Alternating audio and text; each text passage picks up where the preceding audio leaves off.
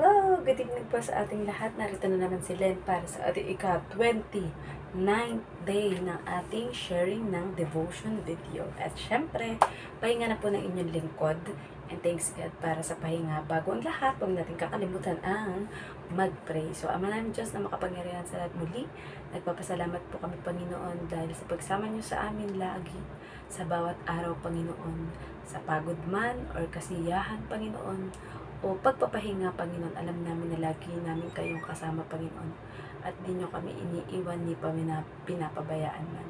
Kaya, Panginoon, sa oras po na ito, na kami ay magbubulay-bulay din yung mga salita, Panginoon, nawa ay laging kayo ang maitaas, Panginoon, at maging tungtungan lamang ng inyong karangalan, Panginoon, ang inyong lingkod, Panginoon, at laging ang mamatawi sa aking mga labi, Panginoon, ay mga salita na nagmumula sa inyo upang maparangalan kayo, ang anak niyong si Jesus, Panginoon, at ang banal na Espiritu. Kaya dalangin po namin, Panginoon, na lagi niyong samahan kami, Panginoon, upang mas higit na maunawaan, Panginoon, at maipaliwanag ito sa bawat makakapakinig na inyong mga salita. Muli, binabalik po namin ang lahat ng papuri at pasasalamat sa tayong pangalan ng bugtong na anak na si Jesus. Amen. So, babasahin ko muna sa Lucas 17:29. Ngunit ng araw na umalis si Lot sa Sodoma, umulan ng apoy at asupre at natupok silang lahat. Kung alam natin ang nangyari sa Sodoma at Gomora, pagkaalis doon ni Lot ay umulan ng apoy at asupre doon at natupok o nasunog ang lahat ng tao doon. Application: ang alam lang ng karamihan na istorya kung bakit pinarusahan ang Sodoma at Gomora ay dahil sa pakikipagsiping ng kapwa lalaki sa kapwa nito lalaki. Subalit sa ating mga naging pag-aaral ay malupit ang mga ito sa mga dayuhan o mahihirap. Pinakiusap pa ni Abraham noong una sa Diyos na kung may 50 mabubuting tao ay di itutuloy na puksain iyon. Hanggang ang huling pakausap ay may 10 mabubuting tao doon. Subalit nabigo at walang ibang mabuti doon kundi si Lot at ang kanyang pamilya. Kaya natuloy ang pagpuksa dito at tuluyan itong natupok at nawasak. Hanggang sa ngayon ay makikita pa din kung ano ang masamang nangyari dito. Kaya nawa ay maisip natin na hinahanap ng Diyos, ay humahanap ang Diyos ng mga mabubuting tao. So yun na nga, base kasi sa ating napanood at sa ating binasa sa aklat ng Genesis tungkol sa nangyari sa Sodoma at Gomora, ay ayun nga, syempre ang pinaka-greatest commandment kasi sa atin ni Lord is maging mabubuti tayo sa ating kapwa. So sa ating mababasa, ang unang alam ng mga tao na kung bakit pinuksa ang Sodoma at Gomora ay dahil sa tungkol sa mga homosexuality. Pero hindi lang po iyon. Kumbaga, talagang sobrang sama ng ginawa ng Sodoma at Gomora dahil yung tatlong anghel na ipinadala ng Diyos para balaan sila Lot at ang kanyang pamilya dahil nga tutupukin na or sisirain na ang Sodoma at Gomora, ay binalak pang gasain o pagsamantalahan ng mga taga Sodoma at Gomora. Kaya syempre nagalit sa kanila ang ating Panginoong Diyos. Wait lang po. Nag-on bigla yung yung ating dryer.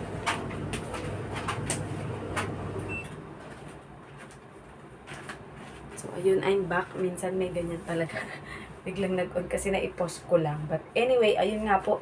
So, yan nga, nabasa naman natin na ipinakiusap ni Abraham dahil syempre, pinsan niya si Lot na kung maaari sana, pinakiusap sa mga anghel at sa Panginoong Diyos na kung may makikita sana na 50 or 50 na mabubuting tao sa Sodoma at Gomora ay hindi matutuloy ang pagpuksa dito. Subalit hanggang sa pinakamababa na tawag dito, hanggang sa 10, ay wala pa ring 10 na makitang tawag dito mabubuti sa Sodoma, kaya tinuloy ang pagpuksa dito. Kumbaga ang nakita lang na mabuti doon ay si Lot, ang kanyang asawa, at ang dalawa nitong anak na babae. Gusto sana nilang isama yung mga asawang lalaki ng kanyang anak na babaeng dalawa, kaso nga hindi naniwala sa kay Lot sinabi na yun nga, parang kagaya kay Noe, na parang nababaliw na at bakit naman daw gagawin na tupukin or puksain ang Sodoma.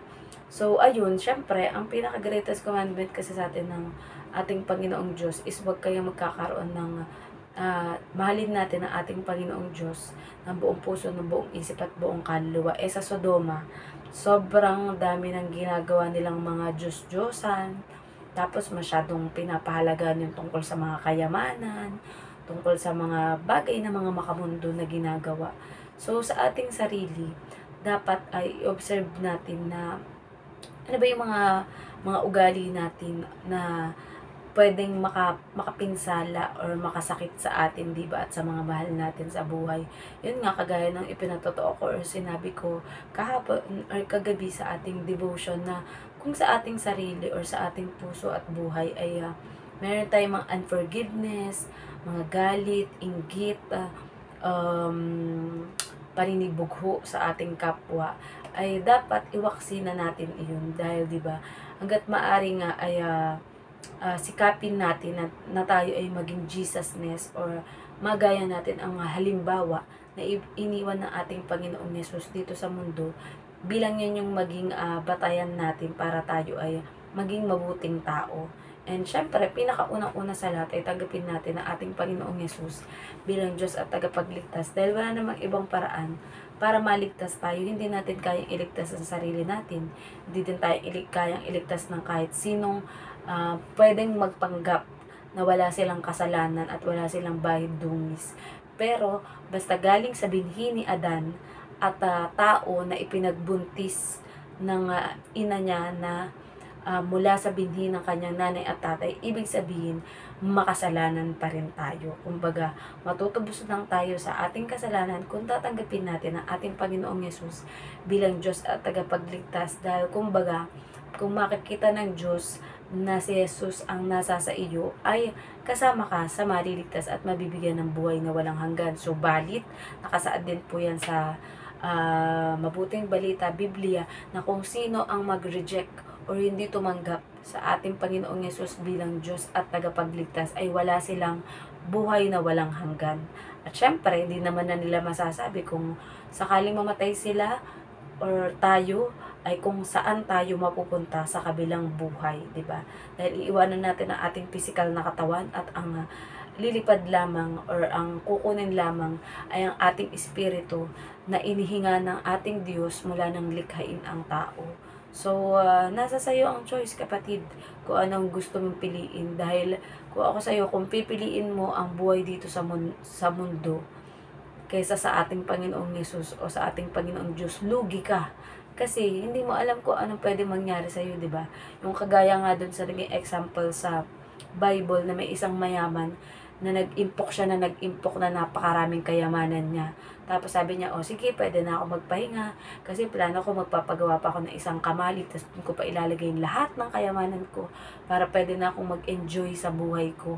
Pero sinabihan siya na ating Panginoong Yesus na isa kang hangal dahil ngayong gabi ding ito, ikaw ay kukunin ko na ang iyong buhay. So, ibig sabihin, wala na siyang bukas, wala na siyang kinabukasan na yung lahat ng mga pinlano niya na mga bagay ay mababaliwala na at mawawala. Kumbaga, mapupunta na lang yun sa mga gustong mag-angkin or kumamkam ng kayamanan na pinag-ipunan niya. So, 'di ba? So, sa mundong ito, much better nga na ang ating mga yaman o yung mga kaya nating ibigay na tulong sa ating kapwa at pinagkaloob sa atin ng Diyos ay ibahagi natin sa ating kapwa dahil ang Diyos naman na ang magbabalik sa atin ng lahat ng bagay na yun. So, I do hope na tayo po ay may naintindihan at para hindi nakakalungkot ang ating kahinatnan na kagaya na nangyari sa mga nalunod sa baha kay Noe at sa nangyari sa Sodoma na pinuksa at pinaulanan sila ng apoy at asupre. Nawa sa ating buhay ay makapa natin at tanggapin ang ating Panginoong Yesus bilang Diyos at tagapagligtas. Isuko ang ating buhay sa Kanya at ang lahat ng kasalanan natin ay ating talikuran na at magsimula tayong mamuhay sa paggawa ng mabuti at pagsunod sa kalooban ng Diyos at tularan ang iniwang example ng ating Panginoong Hesus. So, hanggang dyan na lamang po, and let us all end up into prayer. Ama namin Diyos na makapangyarihan sa lahat, muli nagpapasalamat po kami, Panginoon, sa panibagong aral na ito, Panginoon, na aming napag-aralan at napakinggan, Panginoon. Dalangin po namin, Panginoon, na alam namin, Panginoon, na ang aming pangalan ay nakasulat na sa aklat ng buhay, Panginoon, at kami ay maaaring mamuhay ng malaya, Panginoon, na malayo sa kasalanan, Panginoon. Bagamat minsan, Panginoon, ay may mga pangyayari na kami ay nasusubok ang aming pananampalataya, Panginoon, na hindi kami minsan ay hindi maiwasan, Panginoon, na may magawa kami na kasalanan, Panginoon. Ngunit alam namin, Panginoon, na sa pagtanggap namin sa inyong anak na si Jesus, Panginoon, ay hindi lisensya ang kaligtasan, Panginoon, upang kami ay magbalik sa pagkakasala o sa dati naming tinalikurang buhay na masama, Panginoon. Pagkus, Panginoon, nanais namin na tinahangad, Panginoon, na makapamuhay ng matiwasay, Panginoon, na ayon sa inyong kalooban, Panginoon, at yung ikinalulugod ninyo ang aming ginagawa.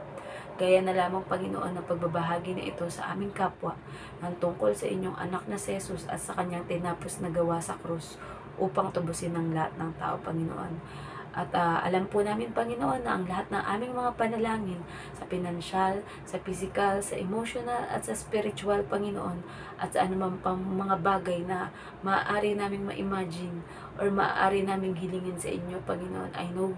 I know and we believe, Panginoon, we have the authority, Panginoon, sapagkat tinanggap nyo na kami bilang inyong mga anak at kami ay malapit sa inyong puso, Panginoon. Kaya muli, alam po namin, Panginoon, na kami ay inyong diringgin, Panginoon, at kinagagalak ninyo na dinggin ang panalangin, Panginoon, ng inyong mga anak na matuwid at namumuhay ng ayon sa inyong kalooban.